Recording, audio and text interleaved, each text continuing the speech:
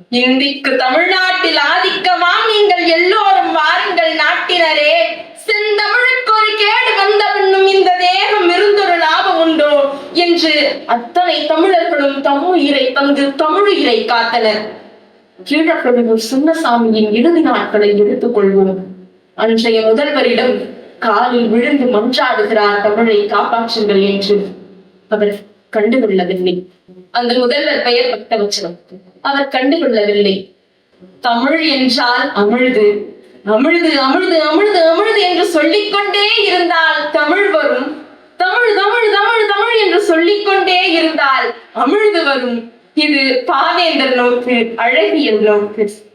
பாவேந்தரை மேடையில் ஏறி விற்றார்கள் அவர்கள். ஆட்சி கட்டிலில் ஏறினார்கள். பேருக்கு ஒரு பல்கலைக்கழகத்திற்கு பெயர் சூட்டினார்கள். பாவேந்தரிடம் பயன் பெற்ற அவர்கள் பாதியில் ஏன் கை கழுவினார்கள்? திராவிடம் என்ற கால வழுவை எதிர்த்து நமக்கு திகாவும் வேண்டாம், திமுகவும் வேண்டாம், தமிழர்க்கென்று தனிக்கழகம் என்று அமைப்போம் என்று வெளியேறினார் பாவேந்தர். திராவிடம் அவரை வெளியேற்றியது.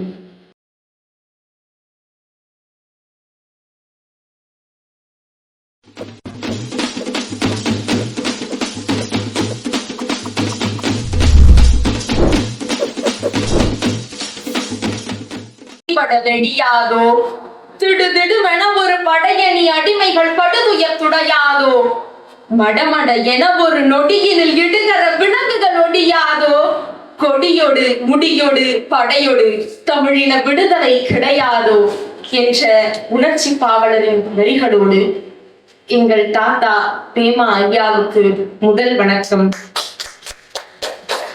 பாவேந்தரை பேச வந்திருக்கும் ஐயாக்களுக்கும், கொள்கை குன்றுகளாய் இங்கே குவிந்திருக்கும் சான்றோர் பெருமக்களுக்கும் மறு வணக்கம், மகிழ்ச்சி வணக்கம். அது என்ன, உன் தாத்தாவிற்கு மட்டும் முதல் வணக்கம்? நீங்கள் கேட்கலாம். தமிழ்த்தாயின் கைகளில் விலங்கு பூட்டப்பட்டிருந்த போது எல்லோரும் சம்மட்டியை தேடிக்கொண்டிருந்தனர். கந்தகம் கொண்டு வந்தவர் எங்கள் தாத்தாதான். நீங்கள் எங்கள் தாத்தாவை ஒரு போராளியாக, ஒரு பேச்சாளராக, ஒரு இயக்கவாதியாக காண்பீர்கள். ஆனால் நான் ஒரு இளைஞராய் காண்கிறேன். அந்த கால நியாயங்களை இன்றும் பிடித்து தொங்கிக் கொண்டிருக்காமல் இன்றைய அறத்தின் வழியே அது ஒத்து வராது என்று உணர்ந்து அதை தூக்கி எறிந்து புதுரத்த பாய்ச்சி அமைப்பையும் தன்னையும் இளமையாக வைத்திருப்பதால் எங்கள் தாத்தா இளைஞர் என்று பிதற்றிக் கொண்டு சிலர் எங்கள் தாத்தா மீது கண்டறிவதையே வேலையாக கொண்டிருக்கிறார்கள். அந்த கற்களை அடித்தளமாக்கி அதன் மீது தமிழ் தேசிய நாடு கட்டி கொண்டிருக்கும் நாயகன் எங்கள் தாத்தா. அதனால்தான் அவருக்கு முதல் வணக்கம். இன்னும் அடுக்கிக் கொண்டே போகலாம் காரணங்களை. பாவேந்தருக்கு காலம் பற்றாமல் போய்விடும் என்பதனால் அந்த கால கவிஞனை தொழுது தொடங்குகிறேன். இங்கே மேனாட்டு கவிஞர் வேர்ட்ஸ்வொர்த்தின் மூக்குக்கும் கீட்ஸின் முடிக்கும் கூட ஆராய்ச்சி உண்டு. ஆனால் பாவேந்தர் தமிழ் வரலாற்றில் இடம் தராமல் தள்ளப்படுவது ஏன்? பாவேந்தரை மேடையில் ஏறி விற்றார்கள் அவர்கள். ஆட்சி கட்டிலில் ஏறினார்கள். பேருக்கு ஒரு பல்கலைக்கழகத்திற்கு பெயர் சூட்டினார்கள். பாவேந்தரிடம் பயன் பெற்ற அவர்கள் பாதியில் ஏன் கை கழுவினார்கள்? திராவிடம் என்ற கால வழுவை எதிர்த்து நமக்கு திகாவும் வேண்டாம், திமுகவும் வேண்டாம், தமிழர்க்கென்று தனிக்கழகம் என்று அமைப்போம் என்று வெளியேறினார் பாவேந்தர். திராவிடம் அவரை வெளியேற்றியது. இந்த தமிழ் தேசிய பேரியக்கம் பேமா ஐயாவை தலைவராக கொண்டிருப்பதாலும் பெருந்தொண்டர்களை உறுப்பினர்களாக கொண்டிருப்பதாலும் மட்டுமா பேரியக்கமாக இருக்கிறது? யாரை கொண்டாட வேண்டுமோ அவர்களை கொண்டாடியதான் இது பேரியக்கம். திராவிடம் இருட்டடிப்பு செய்த பாவேந்தரை இளைய தலைமுறைக்கு எடுத்து செல்வதால் இது பேரியக்கம். உலக முதல் மொழி தமிழ்.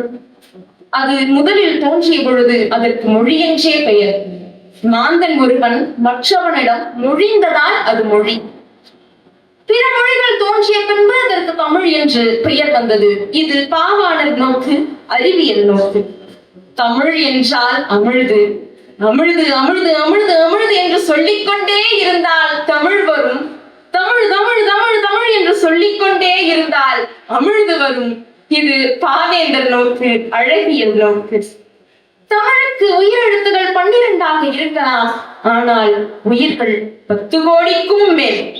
மொழி என்பது ஒரு தகவல் பரிமாற்ற கருவி என்பார்கள் வெத்து வேட்டு மேலாமணிகள். மொழியை உயிரென கண்டவர்கள் தமிழர்கள். ஒரே நேரத்தில் இந்த தமிழகத்தை நிறைய வேந்தர்கள் ஆண்டாலும் அவர்களின் ஒற்றை உயிராக இருந்தது தமிழ். அதனால்தான் நம் தேசத்திற்கு தமிழ்நாடு என்று பெயர். மொழி உணர்ச்சி மிக்கவர்கள் தமிழர்கள். அதனால்தான் தம் தமிழை, தம் உயிரை இழித்தும் பழித்தும் பேசிய அந்த கனக விவசாயிகள் தலையில் கல் சுமக்க வைத்தனர். வேற்று மொழி அதிகாரத்தாலும் வேற்று நாட்டு படையெடுப்பாலும் தமிழ் வாழ்விழந்து போனது. தமிழர்கள் ஸ்வரணை இழந்து போனனர். அந்த தமிழர்களை உசுப்ப ஒரு பிழம்பு தேவைப்பட்டது. அந்த பிழம்புதான் பாவேந்தரின் எழுத்து. உசுப்பினார். கனியிட ஏறிய சுளையும் முற்றல் கழையிட ஏறிய சாரும் அணிமலர் ஏறிய தேனும் காய்ச்சி பாகிட ஏறிய சுவையும் நெளிபசு பொழியும் பாலும் தென்னை நல்கிய குளிரில நீரும் இனியன என்பேன் எனினும் தமிழை என்னுயிர் என்பேன் கண்டீர் என்று தமிழை என்னுயிர் என்று அழகாய் கூறினார். அழகின் சிரிப்பு பாடியவராயிற்று. இதில் ஒரு சிறு குறிப்பு உள்ளது. பனிமலர் ஏறிய தேனும் காய்ச்சி பாகிட ஏறிய ருசியும் என்றுதான் முதலில் எழுதியிருக்கிறார் பாவேந்தர். தமிழை கொண்டாடும் இந்த பாடலில் வடமொழி எதற்கு என்று தமிழ் மரபர் பொன்னம்பலனார் கேள்வி கேட்க பாவேந்தர் தமிழை சுவையாக மாற்றினார். பாரதியார் மீது ஆசை வைத்தவர் பாவேந்தர். பாரதி போல் மீசை வைத்தவர் அல்ல. அவரை விட பன்மடங்கு சீற்றம் கொண்டவர். ஒரு முறை ஆங்கில பேராசிரியர் ஒருவர் திருவிக்கா முதலிய தமிழ் அறிஞர்களின் உரைநடையை கிண்டலடித்து விட்டார். அதை கேட்ட பாவேந்தர், தமிழ்நாட்டில் இத்தனை தமிழர்களுக்கு நடுவே ஒரு தமிழறிஞரை ஒருவன் கேவலமாக பேசுகிறான். மான உணர்ச்சி இருந்திருந்தால் இப்படி சும்மா இருந்திருப்பீர்களா என்று அவன் தமிழை பழித்து பேசினானோ அன்றே அவன் தலையற்று விழுந்து விட்டது என்ற செய்தி தமிழகம் முழுவதும் பரவி இருக்க வேண்டாமா என்று கொந்தளித்தார். தாயை பழித்தவனை யார் தடுத்தாலும் விடாதே, தமிழை பழித்தவனை தாயை தடுத்தாலும் விடாதே என்று பாடியவராயிற்று. அவர் காலத்தில் இசையரங்குகளில் தெலுங்கு கீர்த்தனைகள் இல்லாமல் இருக்கார். தெலுங்கிசை தெரிந்திருந்தால்தான் தமிழிசையை தெரிந்திருக்க வேண்டும் என்ற அந்த தாழ்வு மனப்பான்மையை உடைத்தெறிய வேண்டும் என்று வலியுறுத்தினார். நாயும் வயிற்றை வளர்க்கும் வாய்ச்சோற்றை பெரிதென்று நாடலாமோ, போயுங்கள் செந்தமிழின் பெருமையினை புதைப்பீரோ பாடகர்கள், போயுந்தேன் நிகழ்த்தமிழால் பாடாமே தெலுங்கிசையை சொல்லி பிச்சை ஈயுங்கள் என்பீரோ, மனிதரை போல் இருக்கின்றீர் என்ன வாழ்வு என்று வெகுண்டு பேசினார். பாவேந்தர் வணிக நிறுவனங்களின் பெயர்களை தமிழில் மாற்ற வேண்டும் என்று போராடினார். அன்றைய காலம் தொட்டு இன்றைய காலம் வரை அது மாறவில்லை. இதோ இந்த புது ஆற்றுச்சாலையில் மெட்ரோ பசார், டெல்டா மார்ட், விருக்ஷம் காஸ்டியூம் டிசைனர், கணேஷ் ஸ்டோர் இவைதான் வணிக நிறுவனங்களின் பெயர்கள். பிறமொழி கலப்பில்லாத பெயர்களை எங்குமே காண முடியாமல் போய்விட்டது. இதனை மணக்கவரும் தென்றலிலே குளிராயில்லை, தூப்பில் நிழலாயில்லை, தனிப்பரிதாம் துன்பம் இது தமிழகத்தின் தமிழ் தெருவில் தமிழ்தான் இல்லை என்று ஏங்கி பாடினார். அந்த ஏக்கம் இன்றும் நீடித்துக் கொண்டுதான் இருக்கிறது. தமிழன் என்று எழுதுவதோடு மட்டும் நிறுத்திக் கொண்டவர் அல்ல. தமிழுக்கான போராட்டங்களில் முன்னின்று போராடியவர் எங்கள் பாவேந்தர்.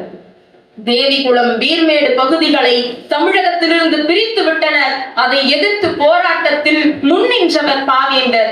அந்த போராட்டத்தில் நாங்கள் சொன்ன விதிப்படிதான் போராட்டம் நடக்க வேண்டும் என்று கிடுக்குப்படி போடுகிறது காவல்துறை. அந்த கடையடைப்பு போராட்டத்தில் ஒரு கடைக்காரர் மட்டும் கடையை திறந்து வைத்திருக்கிறார். பாவேந்தர் விட்டு விடுவாரா? பொங்கு தமிழருக்கு இன்னல் விளைந்தால் சங்காரம் சொன்ன சங்கே முழங்கு, வெங்கொடுமை சாக்காட்டில் விளையாடும் தோழங்கள் வெற்றி தோள்கள், கங்கையை போல் காவிரி போல் கருத்துகள் ஊறும் உள்ளம் எங்கள் உள்ளம், வெங்குருதிதனில் கமிழ்ந்து வீரம் செய்கின்ற தமிழ் எங்கள் மூச்சா, என்று வெகுண்டார். அந்த கடைக்குள்ளே புகுந்தார். இவரை பின்தொடர்ந்து அத்தனை போராட்டக்காரர்களும் ஆயிரக்கணக்கான தமிழர்களும் அந்த கடைக்குள்ளே போய்விட்டனர். கடையை விட்டு வெளியேறும்படி காவல்துறை சொல்கிறது. இருக்கும் ஒரு கடையில் தானே நாங்கள் சாப்பிட வருவோம், இந்த கடையை மூடிவிட்டால் நாங்கள் ஏன் வரப்போகிறோம் என்று கேட்டார் பாவேந்தர். காவல்துறையினரே அந்த கடையை மூடிவிட்டது. வேற்றுமொழி கலப்பு செய்து பாடல் எழுதுகிறவரை பாவலராகவே ஏற்றுக்கொள்ள மாட்டார் மறைமலையடிகள். ஆனால் நம் பாவேந்தரை பாவலர் பாவலர் என்று உச்சி மேல் வைத்து கொண்டாடியவர் மறைமலையடிகள். அதிலும் அவரின் தமிழச்சியின் கத்தி போன்ற ஒரு சிறந்த தனித்தமிழ் காப்பியத்தை நான் பார்த்ததே இல்லை என்று உச்சி முகர்ந்தார். இப்படிப்பட்ட பாவலர்கள் இரு வகையினர். ஒன்று வரலாற்றின் குழந்தைகள், மற்றொன்று வரலாற்றை படைப்பவர்கள். நம் பாவேந்தர் இரண்டாம் வகையினர். மொழி மறந்த தமிழனுக்கு உணர்ச்சியூட்டியவர். வடக்கினில் தமிழர் வாழ்வை வதக்கி பின் தெற்கில் வந்தே இடக்கினை செய்ய நினைத்த எதிரியை எண்ணால் கட்டே அடக்கடா என்று வைத்த அரங்காக்கும் தமிழே, தடைக்கற்கள் உண்டென்றாலும் தடந்தோள் உண்டென சிரித்தாய் என்று எழுச்சியூட்டியவர் பாவேந்தர். தமிழ் எங்கள் உயிருக்கு நேர், தமிழ் எங்கள் உயிர் என்பதாலே செந்தமிழே உயிரே தமிழை என்னுயிர் என்பேன் கண்டீர் என்று தமிழரின் உயிரை மீட்டவர்களிடம் தந்தவர் நம் பாவேந்தர். மூன்றாவது இந்தி திணிப்பு போரில் பாவேந்தரின் பாடல்கள் தான் இவர்களுக்கு போர்ப்பாட்டு.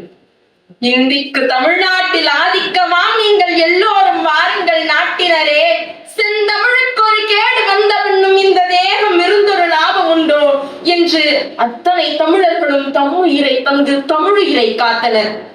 கீழப்பழுவூர் சின்னசாமியின் இறுதி நாட்களை எடுத்துக் கொள்வோம். அன்றைய முதல்வரிடம் காலில் விழுந்து மன்றாடுகிறார், தமிழை காப்பாற்றுங்கள் என்று. அவர் கண்டுகொள்ளவில்லை. அந்த முதல்வர் பெயர் பக்தவச்சலம். அவர் கண்டுகொள்ளவில்லை. அவருக்கு பொறுக்கவில்லை. தன் மீது எரியெண்ணெய் ஊற்றி கொளித்துக் கொள்கிறார். உடல் எரியும் அந்த நேரத்திலும் அவர் வாயிலிருந்து வந்த ஒற்றை சொல் தமிழ் வாழ்க, தமிழ் வாழ்க, தமிழ் வாழ்க, தமிழ் வாழ்க என்பதே. உடல் கருதி சிதைந்து விட்டது. தீயை அணைத்து விட்டார்கள். அதன் பிறகும் அவரின் உயிர் அந்த உதடுகள் வழி உச்சரித்துக் கொண்டிருந்தது தமிழ் வாழ்க, தமிழ் வாழ்க என்ற சொல்லைத்தான்.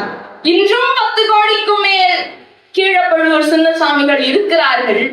சிலர் தமிழ் எங்கள் உயிருக்கு நேர் என்று உணர்ந்தவர்கள், பலர் உணர்ச்சியற்ற பிண்டங்களாக உழல்பவர்கள். அவர்களும் என்று உணர்ச்சி பெறுகிறார்களோ என்று தமிழ் மீட்சி பெறும் ஆட்சி பெறும் என்று கூறி என் உரையை முடிக்கிறேன். நன்றி. இவ்வாறான பல செய்திகளை, பல சிக்கல்களுக்கு விடை கிடைக்கக்கூடிய செய்திகளை தமிழர் நோட்டம் வலையொலியில் வெளிப்படுத்தி வருகிறோம். இது தற்சார்பாக செயல்படுவதற்கு நிதி தேவைப்படுகிறது. இந்த நிதியை நம்முடைய மக்களாகிய நீங்கள் தான், இளையோரும் பெரியோரும் நண்பர்களும் தோழர்களும் சான்றோரும் நீங்கள் உங்களால் இயன்ற அளவு என்ன இயலுமோ அந்த நிதியை வழங்குமாறு அன்போடும் உரிமையோடும் கேட்டுக்கொள்கிறேன். உங்களுக்கு நன்றி உணர்வோடும் பொறுப்புணர்வோடும் தமிழர்கள் நோட்டம் செயல்படும் என்பதை உறுதி தெரிவித்துக் கொள்கிறேன். நன்றி, வணக்கம்.